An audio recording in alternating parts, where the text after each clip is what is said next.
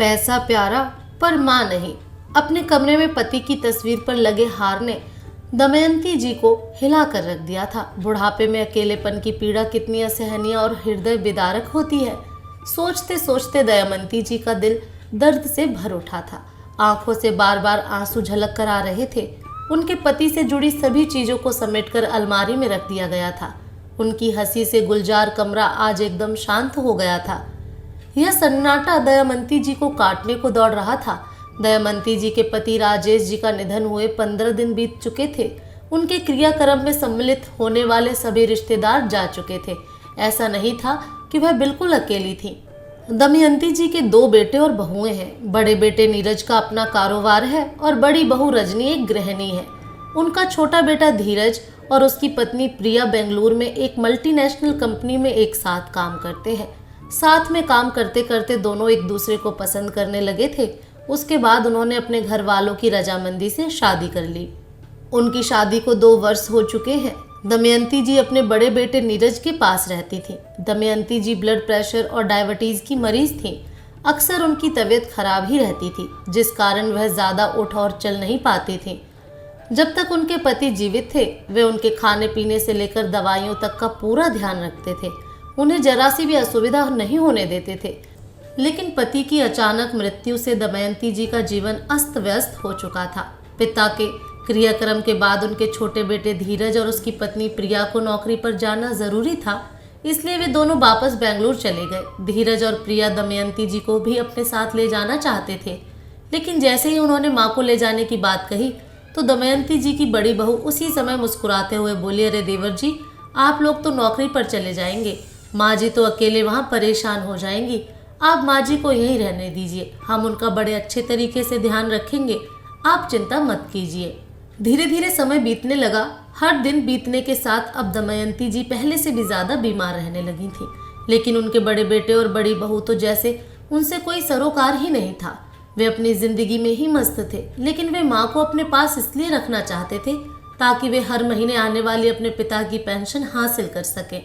इसके अतिरिक्त धीरज भी अब हर महीने बेंगलुरु से अच्छी खासी रकम भेजा करता था, जिसे दोनों पति पत्नी हड़प लेते थे। एक दिन दमयंती जी ने अपने बड़े बेटे नीरज को बुलाकर कहा, बेटा, मेरी तबीयत ठीक नहीं लग रही, एक बार मुझे डॉक्टर के पास ले चलो। तो नीरज गुस्से में कहने लगा, माँ, मेरे पास टाइम नहीं है, आप खुद ही चले जाओ। तो दमयंती जी ने कहा, बेटा, तुझे तो पता ही है मेरी हालत के बारे में, कहीं पर भी चक्कर खाकर गिर पड़ती हूँ। तभी नीरज बोला, माँ, आप एक काम कीजिए, आप धीरज को फ़ोन करके उससे पैसे मंगवा लीजिए, जब वह पैसे भेज देगा तो मैं आपको ले चलूँगा। अपने बेटे की यह बात सुनकर दमयंती जी हैरान रह गईं और बोली, बेटा, अभी तो हर महीने तुम्हारे बाबूजी की पेंशन आती है और तुम भी कमाते हो, फिर भी तुम्हारे पास मेरी दवाइयों तक के लिए पैसे नहीं हैं। दमयंती जी की यह बात सुनकर उनकी बड़ी बहू रजनी बोली, कैसी माँ हैं आप जो अपने बेटे के पैसों पर नज़र रखती हैं। महामारी फैलने के कारण हमारा पूरा काम धंधा चौपट हो चुका है और देवर जी तो अपनी नौकरी में खूब कमाई कर रहे हैं, अच्छा खासा पैकेज ले रहे हैं। आपका बाकी का खर्च तो हम उठा रहे हैं, अगर थोड़े पैसे देवर जी दे देंगे तो कोई आसमान नहीं टूट पड़ेगा। ठीक है बहू, ला मेरी बात करा दे धीरज से, दमयंती जी ने कहा। तो रजनी ने फ़ोन मिलाकर दमयंती जी को पकड़ा दिया। जैसे ही धीरज ने फ़ोन उठाया, दमयंती जी बोली, हेलो, हाँ बेटा धीरज। अरे माँ, आप, प्रणाम, कैसी हो आप? बेटा, मेरी तबीयत ठीक नहीं है तो सोचा डॉक्टर के पास चली जाऊँ। अरे माँ, आपकी तबीयत खराब है और आप अभी तक सोच रही हैं? नहीं बेटा, वह बात यह है कि मुझे थोड़े पैसों की ज़रूरत थी। अरे माँ, तो पहले बता दिया होता। ठीक है, मैं अभी भैया के अकाउंट में पैसे ट्रांसफ़र करवा देता हूँ, आप तुरंत पैसे निकाल कर सबसे पहले डॉक्टर के पास जाइए, मैं आपसे बाद में बात करता हूँ। यह कहकर धीरज ने फ़ोन रख दिया और अपने बड़े भाई के अकाउंट में 25,000 रुपये ट्रांसफ़र करवा दिए। थोड़ी देर में नीरज के पास पैसे ट्रांसफ़र होने का मैसेज आ गया। तब दमयंती जी बोली, बेटा, आ गए पैसे? अगर पैसे आ गए हो तो चल मुझे डॉक्टर के पास ले चल। नीरज ने अपने मोबाइल में देखा और बोला, हाँ माँ, पैसे तो आ गए हैं, लेकिन मैं अभी आपको डॉक्टर के पास लेकर नहीं जा सकता, थोड़ी देर में लेकर जाऊँगा, मुझे कुछ काम है। ऐसा कहते हुए नीरज उसी समय घर से बाहर चला गया। दमयंती जी मायूस होकर वापस अपने बिस्तर पर लेट गई और अपने बेटे के आने का इंतज़ार करने लगी। जब काफ़ी देर तक वह नहीं आया तो उन्होंने अपनी बड़ी बहू रजनी से कहा, बहू, तुम ही मुझे डॉक्टर के पास ले चलो, मुझे बहुत तेज बुखार है, ऊपर से पूरा बदन दर्द से करहा रहा है। उसी समय बड़ी बहू झल्लाते हुए बोली, आपको तो और कोई काम है नहीं, घड़ी घड़ी अपना रोना लेकर बैठ जाती हैं, आज यहाँ दर्द तो कल वहाँ दर्द। अरे बुढ़ापा है, यह सब तो लगा ही रहेगा। अब हम सारा दिन आपकी सेवा में तो नहीं लगे रहेंगे ना। बहू, वह मैंने नीरज से कहा था, लेकिन वह बाहर चला गया। तभी रजनी हाथ को दवा में लहराते हुए तेज स्वर में कहने लगी तो मैं क्या करूं, बाहर चले गए तो मैं अपने घर का काम संभालूं या आपको डॉक्टर के पास लेकर जाऊं? चुपचाप पड़ी रहो और अपने बेटे के आने का इंतजार करो। बार बार एक ही बात बोलकर मेरा दिमाग मत खराब करो। दमयंती जी अपनी बहू की बात सुनकर चुप हो गईं और बिस्तर पर लेटी हुई अपने हालात पर आंसू बहाने लगी। इंतजार करते करते दमयंती जी थक चुकी थी, लेकिन नीरज रात के 12 बजे घर आया और वह भी शराब पीकर। अंदर आते ही वह अपने कमरे में चला गया। उसने एक बार अपनी माँ को देखा तक नहीं, लेकिन उसकी आवाज़ सुनकर दमयंती जी समझ गई कि उनका बेटा नशे की हालत में है।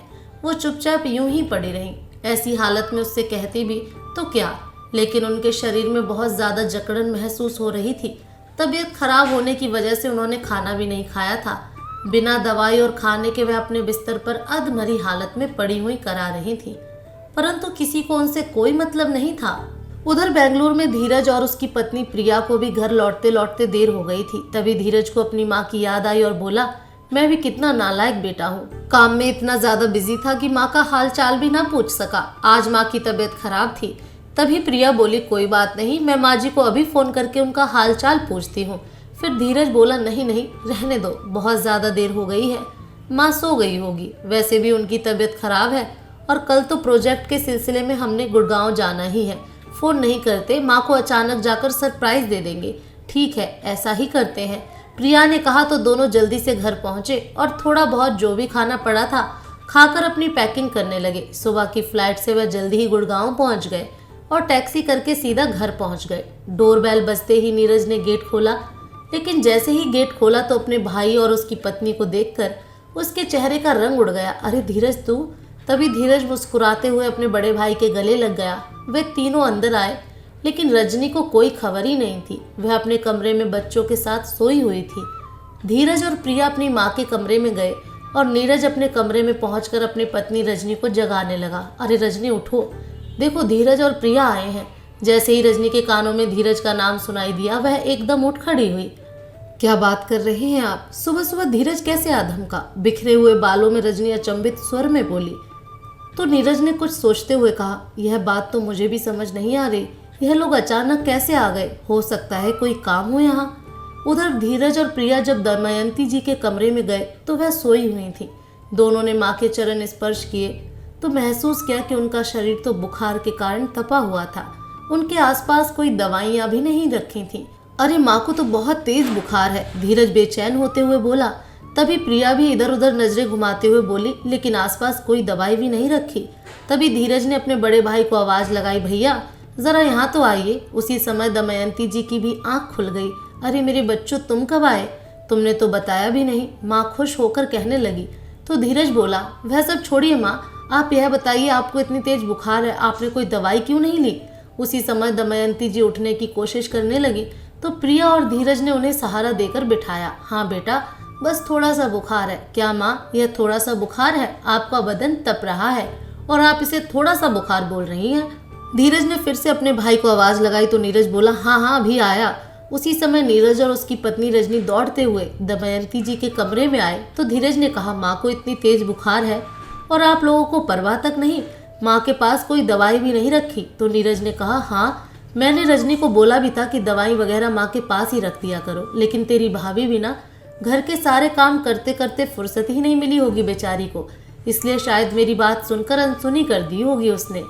उसी समय दमयंती जी दर्द से कराहने लगी तो धीरज और प्रिया उनका सहारा देकर उठाया और डॉक्टर के पास ले गए। चेकअप करने के बाद पता चला कि उनका बीपी बहुत ज़्यादा बढ़ा हुआ है और शुगर भी कंट्रोल में नहीं है। माँ, क्या आपने दवाइयाँ नहीं खाई? प्रिया ने पूछा तो दमयंती जी बोली, बेटा बात यह है कि 1 महीने से मेरी सारी दवाइयाँ खत्म हो गई थी। यह सुनकर धीरज और प्रिया हैरान रह गए। वे सारी दवाइयाँ लेकर उन्हें घर लेकर आए और कमरे में लिटाकर सबसे पहले कुछ खाने को दिया और फिर दवाइयाँ खिलाई। थोड़ी ही देर में दमयंती जी को नींद आ गई।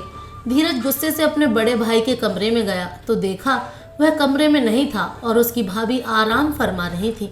भैया कहाँ है भाभी? धीरज ने गुस्से में बोला तो रजनी घबरा गई और हड़बड़ाते हुए बोली, वो क्या है ना, आपके भैया बच्चों को ट्यूशन छोड़ने के लिए गए हैं। उसी समय नीरज घर पहुंच गया। क्या बात है छोटे, इतने गुस्से में क्यों है? भैया पहले आप एक बात बताइए, आपने माँ को दवाइयाँ लाकर क्यों नहीं दी थी? और जब माँ की हालत बिगड़ गई तब भी डॉक्टर के पास नहीं लेकर गए? जानते हैं माँ ने 1 महीने से बीपी और डायबिटीज की दवाइयाँ नहीं खाई हैं। यह सुनकर नीरज और रजनी एक दूसरे को देखने लगे। मैं आपसे कुछ पूछ रहा हूँ भैया, माँ को डॉक्टर के पास लेकर क्यों नहीं गए थे? अरे वो मैंने रजनी को कहा था कि मुझे टाइम नहीं है तो तुम ले जाना। क्यों, ऐसे कौन से काम में बिजी थे जो इतना ज़रूरी काम करने के लिए भी वक्त नहीं था आपके पास? तो फिर रजनी घबराए स्वर में बोली, मैं तो दिन भर इतना काम करके थक जाती हूँ, मैं कैसे लेकर जाती डॉक्टर के पास? दोनों पति पत्नी आपस में ही बहस करने लगे तो नीरज ने गुस्से में अपनी पत्नी को ही तमाचा जड़ दिया। पति के हाथों थप्पड़ खाकर रजनी भी कहाँ पीछे रहने वाली थी। उसी समय तपाक से बोली, अच्छा जब हाथ में पैसे आ गए थे तो शराब पीने चले गए, रात को नशे में धुत होकर घर लौटे थे आप, और अब सारा इल्जाम मुझ पर डालने पर तुले हुए हैं। इलाज के लिए पैसे गए पैसों से शराब पीने की बात सुनते ही धीरज गुस्से से कांपने लगा और एक जोरदार तमाचा अपने बड़े भाई के मुंह पर रसीद कर दिया। पूरा घर उस थप्पड़ की आवाज से गूंज उठा। नीरज अपने गाल पर पड़े थप्पड़ से वहीं जाम हो गया। वह चाहता तो मुकाबला कर सकता था किंतु वह चुप रहकर अपना गुस्सा पी गया, क्योंकि धीरज और प्रिया की बदौलत ही उनके परिवार का पालन पोषण हो रहा था। इसलिए नीरज और उसकी पत्नी रजनी चुपचाप पत्थर की मूर्ति बनकर खड़े रहे। तभी प्रिया ने कहा, शर्म आनी चाहिए आप लोगों को। अरे ऐसा व्यवहार तो कोई अपने दुश्मन के साथ भी ना करे जैसा तुमने अपनी माँ के साथ किया है। भाभी, अपनी देवी समान सास की सेवा करने की बजाय आप उन्हें जीते जी मारने पर तुली हुई हैं। फिर धीरज बोला, हम जो हर महीने इतनी रकम आप लोगों के पास भेजते थे वह सब कहाँ चली गई? कल जो पैसे मैंने माँ के इलाज के लिए भेजे थे उसमें से थोड़े से पैसे भी आप उनके इलाज पर खर्च नहीं कर सके, सारे पैसे आप दोनों हजम कर गए। इतना कहकर धीरज और प्रिया माँ के कमरे में चले गए। धीरज ने अपनी पत्नी प्रिया को कहा, प्रिया तुम माँ का खास ख्याल रखना, उनकी पूरी सेवा करना और जो भी उनका खाने का दिल हो उन्हें तुरंत बना कर देना। प्रोजेक्ट का काम मैं संभाल लूँगा, लेकिन माँ की सेवा में कोई कमी नहीं होनी चाहिए। अगर काम 2 दिन में ही हो गया तो हम परसों तक घर के लिए निकल जाएंगे और माँ की तबीयत जैसे ही संभल जाएगी तुम उनका सामान पैक कर लेना। इस पर प्रिया ने कहा, आप बिल्कुल चिंता मत कीजिए, मैं माँ के पास ही हूँ, इनका अच्छे से ख्याल रखूंगी, आप जाइए। अपनी पत्नी से पूरी तरह आश्वस्त होकर धीरज घर से चला गया। उसे प्रोजेक्ट का काम करते करते शाम हो गई। प्रिया ने अपनी सासू माँ के लिए खिचड़ी बनाई क्योंकि डॉक्टर ने उन्हें हल्का फुल्का खाने को बोला था। खिचड़ी बनाकर उसने उन्हें अपने हाथों से खिलाई। उसके बाद दवाई खिलाई और थोड़ी देर के बाद फल काटकर उन्हें खिलाने लगी। दमयंती जी के शरीर में भी दर्द बना हुआ था तो प्रिया ने उनकी टांगें भी दबाई। अपनी बहू से इतनी सेवा पाकर दमयंती जी तो उसे आशीर्वाद ही दिए जा रही थी। नीरज और रजनी प्रिया को अपनी माँ की देखरेख करते देखकर जलते भुनते जा रहे थे। इसी जलन के कारण रजनी ने रसोई घर में किसी के लिए खाना नहीं बनाया, लेकिन जब प्रिया ने सब बर्तन खाली देखे तो रजनी को आलू की सब्जी और चपाती बनाने को बोला। अब रजनी उसे मना कैसे कर सकती थी। चुपचाप करके उसने सब कुछ बना दिया। खाना खाते हुए प्रिया ने दमयंती जी से पूछा, माँ जी आपका भी कुछ खाने का मन है तो बता दीजिए, मैं बना लाती हूँ। तो माँ ने मना कर दिया। प्रिया अपने कॉलेज के किस्से सुना कर दमयंती जी को खूब हंसा रही थी, जिस कारण दमयंती जी अपना दुख दर्द सब कुछ भूल गई थी। अपने पति की मृत्यु के बाद आज वह पहली बार हंसी थी। उन्हें ऐसा लगा कि जैसे उनकी जिंदगी में खुशियां फिर से लौट आई हैं। दमयंती जी के सिर में तेल की मालिश करते हुए प्रिया ने रजनी को सबके लिए डिनर बनाने को बोल दिया। नाक भौं सिकोड़ती हुई रजनी सारे काम करती रही और अपनी मदद करने के लिए अपने पति नीरज को भी उसने बर्तन धोने के काम पर लगा दिया। बच्चे भी अपनी चाची के साथ खूब हंसी ठिठोली कर रहे थे। आज पूरा घर खुशियों से चहक रहा था। धीरज को रात को घर आते आते 8 बज गए। जब घर में आया तो अपनी माँ को हंसता हुआ चेहरा देखकर उसके चेहरे पर भी मुस्कान आ गई। वह भी सबके साथ हंसने बोलने में मशगूल हो गया। अपनी माँ के पास आया और उनके चरणों में बैठकर बोला, माँ अब कैसी तबीयत है आपकी? अरे देख तो, एक ही दिन में भली चंगी हो गई हूँ। तेरे और प्रिया के आने से तो मेरा कमरा गुलजार हो गया। मेरी बच्ची ने मेरा दिन भर बहुत ख्याल रखा, पूरा दिन एक पैर पर खड़ी रही और ऊपर से अपने कॉलेज के किस्से सुना सुनाकर मुझे इतना हंसाया जितना मैं आज तक नहीं हंसी थी। सौभाग्यवती रहो बहू, दमयंती जी ने उसे गले लगाते हुए कहा। तो प्रिया बोली, अरे आप भी तो वर्ल्ड की बेस्ट सासू माँ हैं। फिर प्रिया ने अपने पति को देखते हुए कहा, अच्छा आप तो बताइए काम पूरा हुआ या नहीं। तो धीरज बोला, हाँ प्रिया, काम तो हो चुका है, लेकिन आज मैं बहुत थक गया हूँ। न जाने इस प्रोजेक्ट को खत्म करने के चक्कर में कहाँ कहाँ भटकना पड़ा। कल घर पर आराम करके परसों यहाँ से निकलेंगे, फिर तो न जाने कब यहाँ आना होगा। फिर दमयंती जी ने कहा, हाँ मेरे बच्चों खूब मस्ती करो। थोड़ी देर में प्रिया दमयंती जी के लिए दलिया बनाकर ले आई और अपने हाथ से खिलाने लगी। तभी रजनी आई और बोली, खाना तैयार है। भाभी, खाना माँ के कमरे में ही ले आना, हम सब यहीं बैठकर खाएंगे। उधर रजनी प्रिया की ये बात सुनकर तिलमिला उठी, लेकिन चुपचाप सब काम करती रही क्योंकि कुछ बोल नहीं सकती थी। यह सोचकर कि अगर यह लोग हमें पैसे नहीं देंगे तो हमारा खर्च कैसे चलेगा। लेकिन उन्हें अभी तक यह मालूम नहीं था कि वे दोनों दमयंती जी को अपने साथ ही लेकर जा रहे हैं। जब धीरज और प्रिया के जाने का वक्त आया तो वह माँ का भी सामान पैक करने लगे। उन्हें ऐसा करते देख रजनी दौड़ी दौड़ी आई और फीकी सी मुस्कुराहट के साथ बोली, अरे यह क्या, माँ जी का सामान क्यों पैक कर रहे हैं आप? माँ जी कहाँ जा रही हैं? फिर प्रिया ने कहा, भाभी हम माँ जी को अपने साथ ही लेकर जा रहे हैं। यह बात सुनते ही रजनी और नीरज दोनों ऐसे स्तब्ध रह गए मानो काटो तो खून नहीं। नीरज घबराकर बोला, नहीं नहीं, हम माँ का पूरा ध्यान रखेंगे, तुम लोगों को चिंता करने की कोई ज़रूरत नहीं है।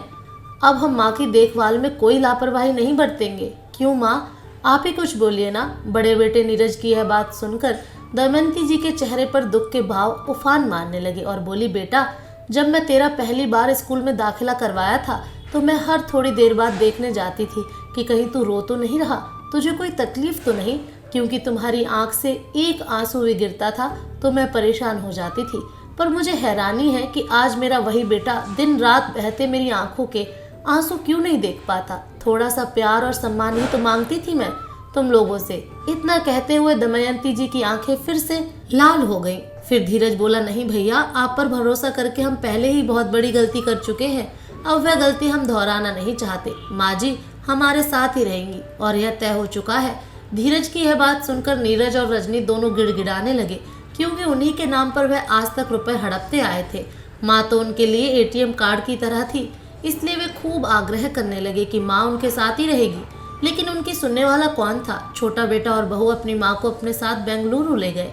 अब ना तो नीरज के हाथ में उनके पिताजी की पेंशन आ रही थी और ना ही धीरज उन्हें कोई पैसा भेजता था।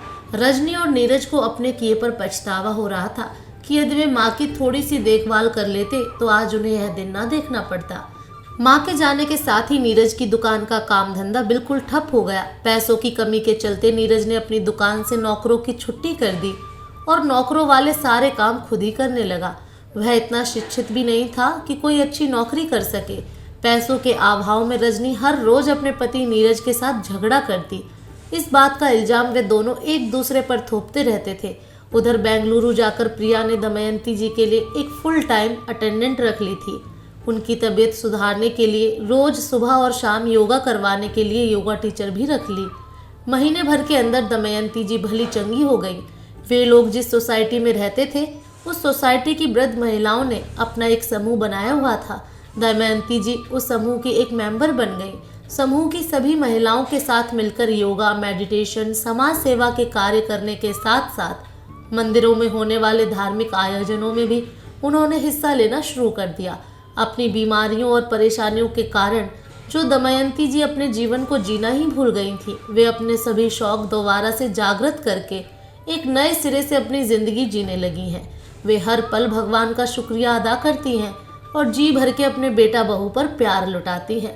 तो दोस्तों, हमें अपने बुजुर्गों को हमेशा प्यार देना चाहिए। जितना प्यार हम उन्हें देंगे उससे दोगुना प्यार लौटकर हमारे पास आएगा। घर के बुजुर्ग घर की रौनक हैं, उनके बिना ना संसार में सुख है ना स्वर्ग में। शायद इसलिए माँ के पाँव में जन्नत और पिता को जन्नत का दरवाजा कहा गया है।